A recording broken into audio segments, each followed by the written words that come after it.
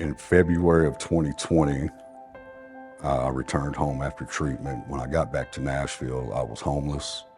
I didn't have a job. I didn't have a vehicle. But I did have one friend of mine who would let me sleep on his couch that lived over by MTSU in Murfreesboro. I had trial coming up in October of that year. I've always been self-employed since I was 20 years old, so real quickly I was able to get back on my feet, and I got a car and I got an apartment over in Nashville. And then on May the 1st of 2020, I got a call from a friend of mine to tell me that, actually from his mother, to tell me that my friend Josh Barley had died of a fentanyl overdose that morning. I remember just sitting in my bed crying uncontrollably. Josh wasn't the first person I'd ever known to die of an overdose, but something about his just kind of hit different. He was actually a stimulant user. He was not an opioid user, but the batch that he got a hold of that weekend was laced with fentanyl and it killed him. I remember sitting there crying and just feeling this pull like I needed to do something. And I didn't really know what I needed to do, but I knew I needed to do something. So what I did is I got on Facebook and I put a post up that said, look, man, if you're struggling with this, you don't have to die. There are people out here that will help you. And if you don't know where to find help, call me. Here's my number. And I put my number out on Facebook. I feel like this is where God really showed up in my story, because that post ended up being shared hundreds of times. About 20 days after that post goes up, my phone starts ringing. The first day I get 6 calls, all the same, people I'd never met in my life. They're like, hey, a friend of mine or someone shared this post, says you can get people into rehab. And I remember sitting there going, oh God, where did I say that? Because I don't know how to get anybody into rehab. I'd barely gotten myself into rehab. I remember going to bed that night super disappointed, like, man, I've told these people I can help them and I don't know how to help them. I remember praying about it that night and just saying, God, I've really put my foot in my mouth this time. I'm going to need some guidance here. So I ended up going to sleep, and when I woke up the next morning, I woke up with a drive and I knew what I needed to do. I had to teach myself how to get people into treatment.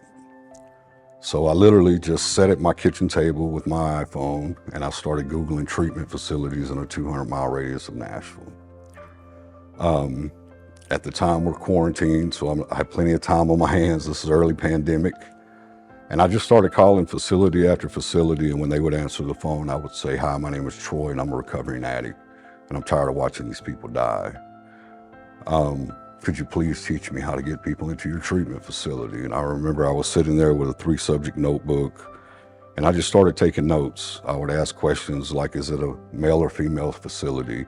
What insurances do you take? Do you have any scholarships or grant funding available? What's the procedure people need to go through? What's the criteria they have to meet? Fast forward 4.5 years to today, Hustle Recovery now works with over 50 different treatment facilities and over 100 different sober living houses. Since we started tracking our progress 3 years ago, we've been able to connect over 4,500 people to treatment. Through doing that work is actually what saved me from going to prison. My first offer from the DA, Miss Abbott, over in Rutherford County, was 24 years at 60%. And I can tell you I deserved every day of it. What I was doing was poisoning my community. At the time I went to trial in October, I had gotten 33 people into treatment. Each time I would get someone into treatment, I would take a picture with you in front of the treatment facility, and I would put a post up that said, you know, congratulations on your decision for a better life. Thank you to whatever facility it helped me get them in. And then I would say, if you or somebody you know is struggling with addiction, just know that there's help out here. If you need help, reach out. If nobody told you today, I love you, I believe in you, and God's going to see you through this, please share. So when I got to court in October, I had done this post 33 different times with 33 different people, and somehow the DA had caught wind of what I was doing.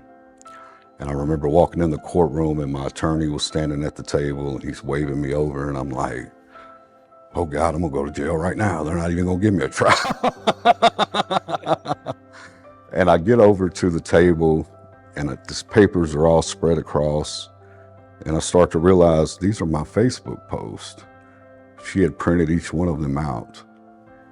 And she told me that day, she said, look, I see what you've been doing, and I think you're going to do more good out here than you will in there.